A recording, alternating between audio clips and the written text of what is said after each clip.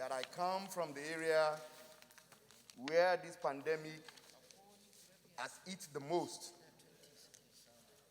I come from the area where the economy has been badly hit, and by extension, Nigeria in general. As we all are aware that coronavirus pandemic, Lagos have the highest number. Economic-wise, Lagos contribute more than 80% to the national GDP. And as we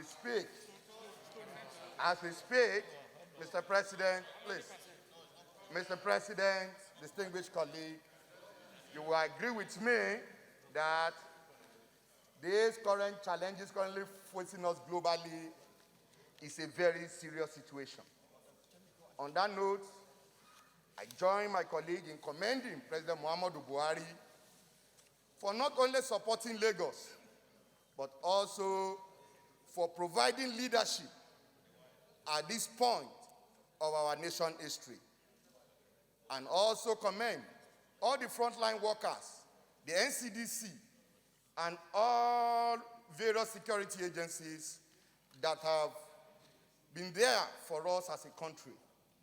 I also commend Nigerians, at least for once, agreeing to at least give maximum cooperation in fighting this pandemic.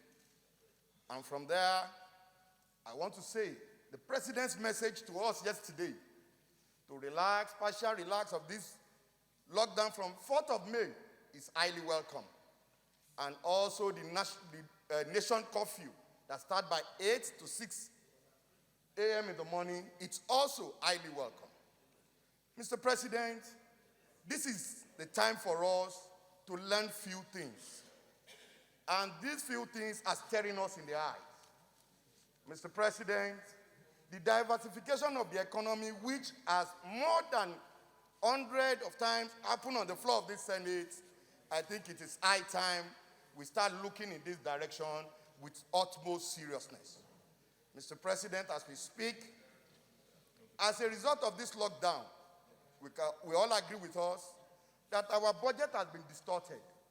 The economy is already in a serious problem. And I want to commend the President, who also have demonstrated leadership by ensuring that at least two major economic teams which has been set up and working seriously to ensure that the aftermath effect of this COVID-19 is seriously checkmated. And it is on that note, as a proactive measure, that he forwarded a letter to us today to approve the 850 billion to be sourced from the capital market.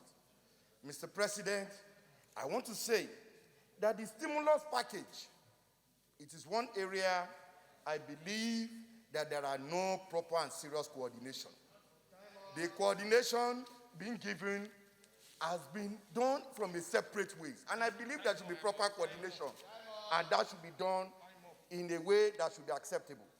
While rounding up, Mr. President, the last recommendation of this particular motion clearly states that 10% of our GDP should also be directed in stimulating this economy along the line of all these items that have been listed in the motion.